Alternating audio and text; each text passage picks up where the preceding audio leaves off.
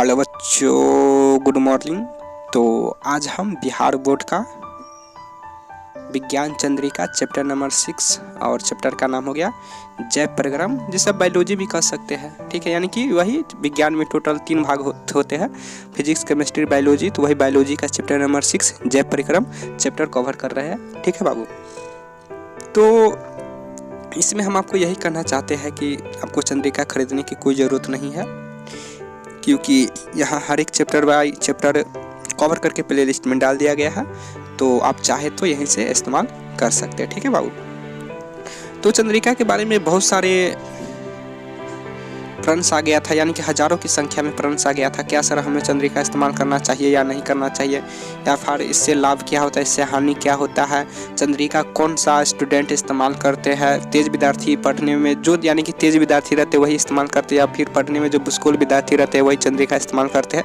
हालांकि अभी तक आप लोग सुनते आ रहे हो कि जो पढ़ने में तेज नहीं होता विद्यार्थी वही चंद्रिका इस्तेमाल करते हैं, तो दिस इज कॉल्ड रॉन्ग। ठीक है बाबू, हालांकि यहाँ पर सही यही है कि जो पढ़ने में बहुत तेज विद्यार्थी है तो वही लोग चंद्रिका इस्तेमाल कर और तेज बन जाते हैं, यानी कि और अच्छा अंक प्राप्त करने लगते हैं अपने कोचिंग में या फिर एग्जाम में। ठीक है बाबू, हालांकि इससे रिलेटेड आपके मन में जितना भी प्रश्न अभी तक आ रहे होंगे तो हम सारा कुछ कवर करके पिछले वाले क्लास में कवर करके आपको हम समझा दिए। ठीक है बाबू, तो यहाँ पे अभी हम चंद्रिका के बारे में कोई बात नहीं करेंगे।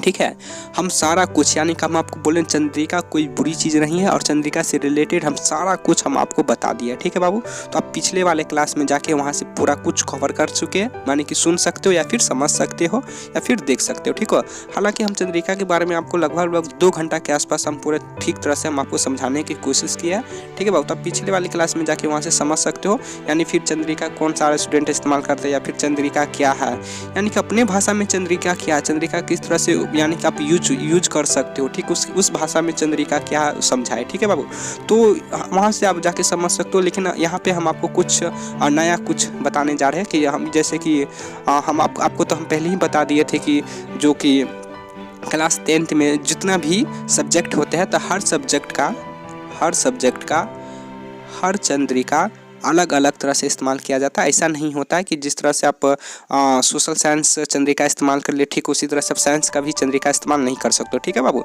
क्योंकि वहाँ और यहाँ में बहुत अंतर हो जाता है। ठीक है, यानी कि सोशल साइंस में और साइंस में बहुत अंतर हो जाता है, तो सबका अपना अपना नियम होता है और अपना अपना थी होता है, यानी कि चंद्रिका इस्तेमाल करने का नियम होता है। ठीक है, तो यहाँ पे तो हम आपको ज़्यादा नहीं बता पाएंगे क्योंकि बुक हम कवर कर रहे हैं, क्योंकि बहुत सारे स्टूडेंट का डिमांड ये भी था कि सर अगर हमें चंद्रिका इस्तेमाल करना चाहिए तो जिस तरह से आप बुक कवर करके प्ले लिस्ट में डालिए, ठीक उसी तरह से आप चंद्रिका भी कवर करके प्ले लिस्ट में डालिए। ठीक है, ठीक इस तरह से बहुत सारे डिमांड भी आ गया था। तो फिर हमारे पास जितना सर थे सब सर मिलकर मीटिंग किए है।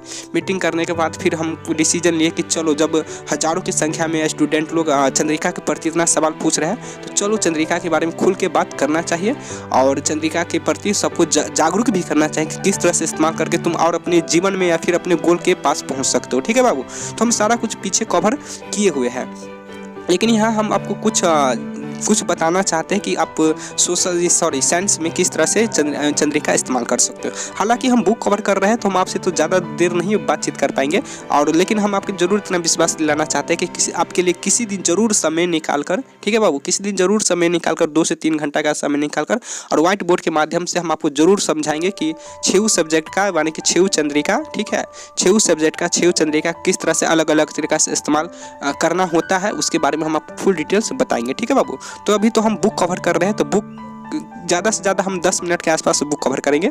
तो 10 मिनट के अंदर ही हम हमसे जो बातचीत करना ठीक है, 10 मिनट के अंदर ही हम आपको कुछ बता देते हैं कि यह किस तरह से आप यूज इसे कर सकते हो। ठीक है, यूज करके आप अच्छा नंबर कैसे प्राप्त कर सकते हो। ठीक है बाबू, तो चलो फिर हम तुमको बताते हैं। तो देखो बाबू, सबसे पहले हम आपको इसमें यह बताना चाहते हैं कि आप क्या करो, बुक रीडिंग स्टार्ट करना शुरू कर दो। ठीक हो, लेकिन अभी तक अगर आप बुक रीडिंग करते आ रहोगे तो बहुत खुशी की बात है, लेकिन अगर अभी तक आप बुक रीडिंग नहीं करते आ रहे हो तो बुक रीडिंग स्टार्ट करना शुरू कर दो।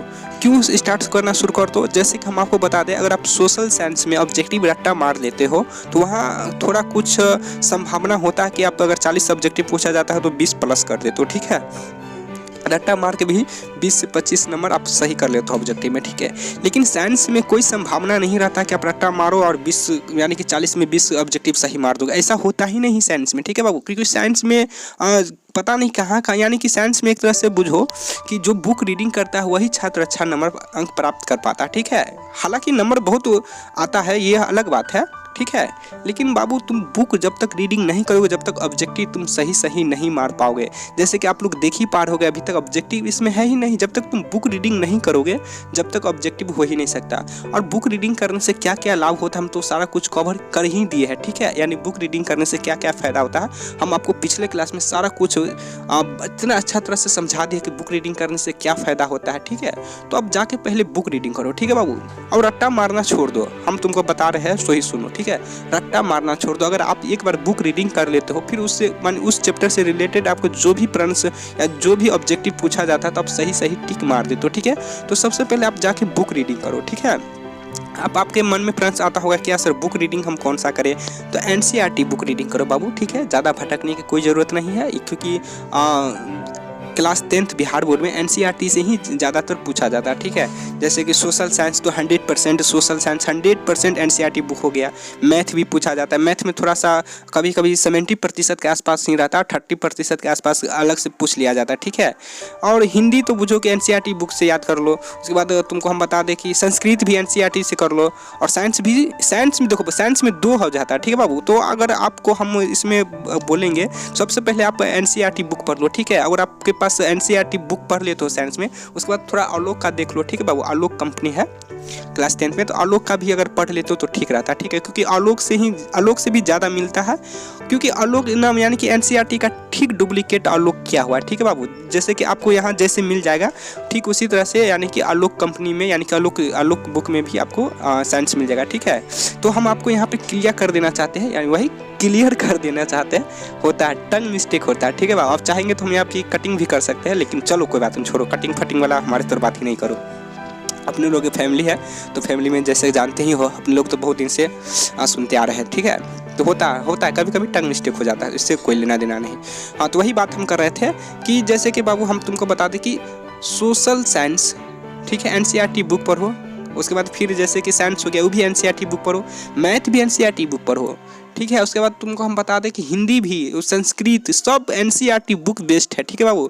अगर आपके पास क्वेश्चन बैंक है तो क्वेश्चन बैंक उठा के देखो कि कहाँ से क्वेश्चन पूछा जाता है। हम तो बहुत सारे स्टूडेंट को देखते हैं कि भारती भवन पढ़ने लगता है, या फिर कोई DK वर्मा के या PK वर्मा के या MK यादव का पढ़ने लगता है। देखो बाबू, हम तुमको बता देते हैं कि हम कोई भी कंपनी के खिलाफ नहीं है, नंबर 1 बात, ठीक है। हम कोई भी कंपनी के खिलाफ नहीं है। जैसे कि तुम लोग बोले कि सर आप तो इस कंपनी के बारे में खिलाफ कर रहे हैं कि नहीं पढ़ना चाहिए, पढ़ो। अगर आपके पास समय है तो पढ़ो, लेकिन सबसे पहले देखो बाबू, हम यही कहना चाहते हैं आपसे कि अगर आप मेहनत कर रहे हो, जब आप 8 से 9 से 10 घंटा के आसपास पढ़ाई कर रहे हो, ठीक है, तो सही डायरेक्शन में पढ़ाई करके क्यों नहीं ज़्यादा नंबर लाया जाए, ठीक है बाबू। बस हम आपको यही कहना चाहते हैं, ठीक है। जब 8 से 10 घंटे आप लोग पढ़ते हो तो सही डायरेक्शन में मेहनत करो, क्योंकि बहुत सारे स्टूडेंट मेहनत करते हुए भी कम माने कि जो अंक चाहते हैं वो अंक प्राप्त नहीं कर पाते, क्योंकि रॉन्ग डायरेक्शन में मेहनत करने से कोई फायदा होने वाला है नहीं। तो देखो बाबू, हम तुम जैसे तुम 8 से 9 घंटा पढ़ाई या फिर 10 घंटा पढ़ाई करना शुरू कर देते हो, ठीक हो, या कर रहे होगे, ठीक है। तो जैसे ही तुम सबसे पहले क्या करो, सबसे पहले तुम एनसीईआरटी बुक एक बार पढ़ लो, ठीक है। जब एनसीईआरटी बुक पढ़ लेने के बाद फिर तुम्हारे पास समय बचता है तो फिर तुम आलोक पढ़ो, फिर भारती भवन पढ़ो, या फिर DK वर्मा पढ़ो, या PK वर्मा पढ़ो, कोई भी बुक उठा लो, ठीक है। लेकिन सबसे पहले हम आपको इसमें यही कहना चाहते हैं कि सबसे पहले आप एनसीईआरटी बुक कवर कर लो, ठीक है बाबू। एनसीईआरटी बुक कवर करने के बाद ही अन्य कंपनी का बुक पढ़ना स्टार्ट करो, ठीक है बाबू। क्योंकि हम तुमको बता दें कि 100%, ठीक है, नहीं हम पे विश्वास नहीं हो रहा तो कोई बात नहीं, तुम क्वेश्चन बैंक उठा के तो देख लो।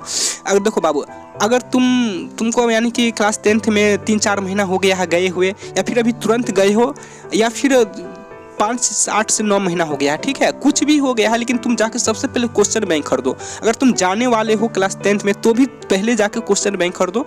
बाद क्या होता है कि यानी कि एग्जाम का 4 से 5 महीना बच जाता है, तो यानी कि स्टूडेंट लोग जाता है क्वेश्चन बैंक खरीदने के लिए। तो वही यानी कि क्वेश्चन बैंक यानी कि लास्ट में जाके खरीदते 2 से 3 महीना बच जाता है, तो यानी कि क्वेश्चन बैंक जाके खरीदता है, तो वहाँ से उल्टाना स्टार्ट करता है। तो उनको लगता है कि हम तो गलत बुक पढ़ लिए, यानी कि हमको एनसीईआरटी पहले कवर कर लेना चाहिए, यानी कि उस समय जाके उसको फीलिंग होता है।